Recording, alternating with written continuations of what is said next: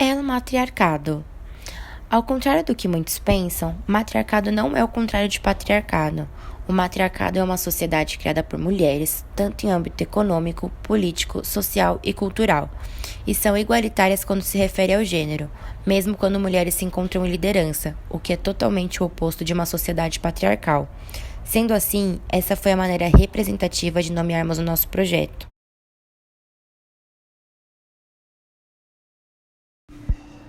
Pós-positivismo é um movimento que vai criticar e reforçar a ideia do positivismo a partir do século XX. A crítica parte da ideia de que o conhecimento humano é baseado em hipóteses, não em algo incontestável. Ou seja, o pós-positivismo é o melhoramento do positivismo, que vai reconhecer as críticas contra o positivismo lógico e vai reformá-las. Tendo como um dos pensadores fundadores o Karl Popper, que traz a ideia da falsificação, que é uma crítica direta ao positivismo lógico. Com isso, o positivismo obteve acréscimos na linha de pensamento, como a separabilidade relativa, de conhecedor e conhecido é pressuposta, que uma única realidade jamais exclui todas as outras, e o direito deve ser guiado pela razão prática e não pelo decisionismo. Pós-positivismo e feminismo. A relação presente desses dois movimentos é que é a partir do pós-positivismo que ressurge o feminismo. A teoria existencialista contida no movimento pós-positivista traz a noção de que nós somos o que pensamos ser. E a feminista existencialista Simone de Beauvoir, com a frase "mulher não nasce mulher, torna-se mulher", busca entender que a consciência cria a realidade. A vertente pós-positivista dá forma para o movimento feminista, quando é demonstrado que a sociedade, mantendo o conceito convencional sobre as coisas, não pode realizar análises sobre os externos, ou seja, sobre o novo.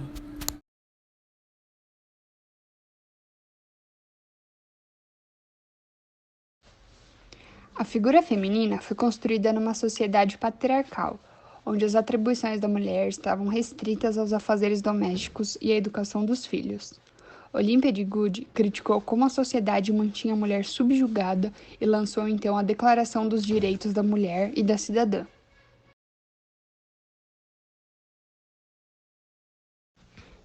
O movimento feminista é um só, mas tente enxergá-lo como um guarda-chuva. Dentro dele, cada uma das vertentes do feminismo reflete a luta diária de cada mulher que vive uma realidade diferente a partir da classe social, raça, orientação sexual e muitos outros aspectos que moldam cada uma em seu espaço na sociedade. Exemplos como o feminismo liberal, essa vertente tem como objetivo promover a igualdade entre as mulheres por vias institucionais de forma gradativa. O foco não é abalar as estruturas, mas sim inserir as mulheres dentro delas. Por isso, a importância da representatividade feminina em posições de liderança e poder. Já o feminismo socialista abrange uma das questões centrais que as mulheres não devem se emancipar somente no mercado de trabalho, mas também dentro da família. Assim, a demanda por uma divisão mais justa do trabalho doméstico. O feminismo negro posiciona que as questões das mulheres negras estão relacionadas tanto às questões de mulheres quanto à questão racial.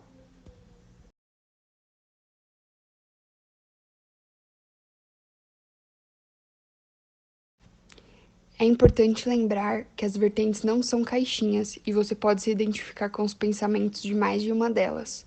Mesmo com todas as diferenças entre nós, entendemos que há uma questão que nos une em uma luta comum.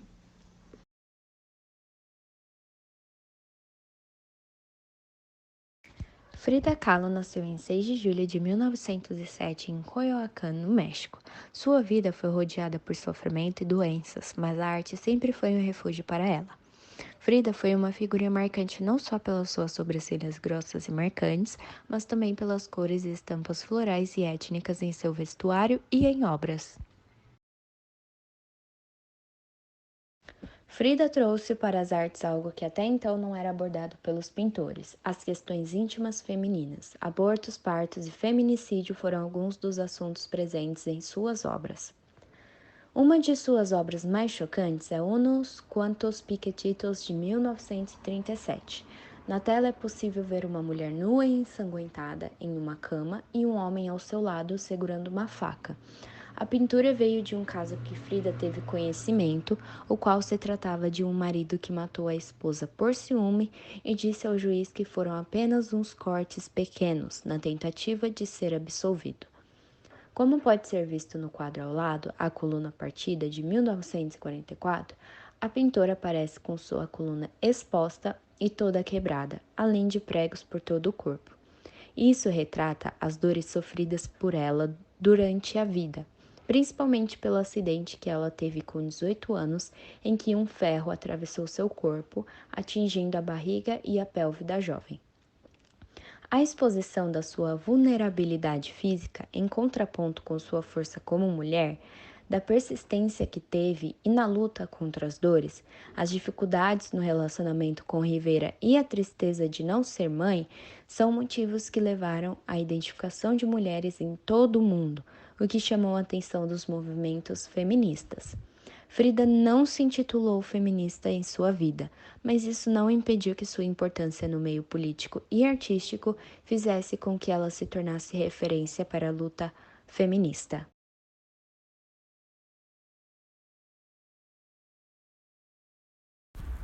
Guerrilla Girls é um grupo de ativistas dentro do movimento feminista, formado em 1985 em Nova York. Esse grupo de ativistas trouxe uma abordagem do movimento de uma maneira diferente, através da arte, e é por esse meio que buscam fazer as denúncias, mas não só do tema gênero, como também trazem à tona as problemáticas étnicas, políticas e culturais. O grupo Guerrilla Girls utiliza máscara de gorila ou pseudônimos. Além de uma maneira de manifestação, elas adotaram isso dentro do movimento com a intenção de manter o foco nos conteúdos os quais o grupo aborda. Além do mais, poderia ser qualquer mulher trabalhando nessa luta, elas podem estar em todos os lugares. As manifestações desse grupo de ativistas possuem grande importância para o movimento feminista, pois além de promoverem suas denúncias através do meio artístico, a pauta dos temas tratados é sempre para o engrandecimento e empoderamento feminino. Aqui temos algumas fotos de como elas se apresentam.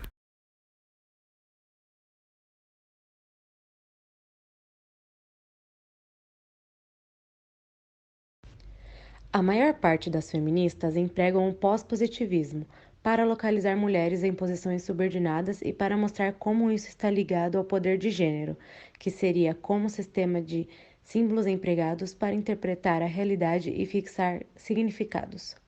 A construção política dos gêneros implica uma valorização superior masculina, fazendo com que as atividades exercidas por homens tenham mais prestígio do que as realizadas por mulheres.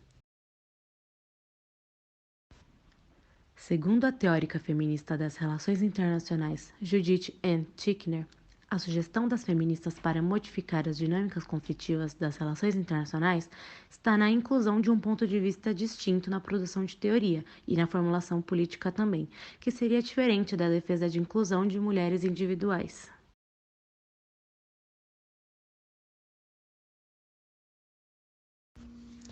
Com a liderança feminina na política, as mulheres se tornam mais engajadas em discussões cívicas, mais recursos são investidos em saúde e educação, as minorias se tornam mais propensas a denunciarem os crimes cometidos contra elas e o nível educacional, assim como as aspirações de carreira, aumentam. No entanto, a participação das mulheres na política corresponde à percepção da população em cada país, ou seja, as mulheres são mais propensas a entrar em uma variedade de áreas governamentais em países que acreditam que mulheres são boas líderes e devem ter igual acesso ao emprego e à educação. Da mesma forma, em países em que o público não crê na ideia de que as mulheres devem ter um papel igualitário fora da vida doméstica, as mulheres tendem a servir majoritariamente em setores socioculturais de governo. A participação da mulher na política está diretamente relacionada à desigualdade de gênero. A liderança feminina ganha destaque em um cenário ainda desanimador. Isso porque as mulheres ainda são consideradas despreparadas para administrarem cargos públicos, principalmente cargos de liderança política. Isso acontece porque a política ainda é considerada um território masculino, onde a maioria dos parlamentares são homens e o modo de fazer política inspira-se em valores considerados masculinos, o que torna necessária uma maior representatividade de mulheres na política. é importante para que temas como violência doméstica, a igualdade familiar e o aborto sejam pautas na discussão da sociedade. A falta de líderes femininas reflete nas escolhas das gerações futuras e no que é entendido como espaço e função da mulher. Quando se fala em representatividade, é importante garantir que mulheres diferentes umas das outras encontrem espaço para fazerem suas vozes serem ouvidas.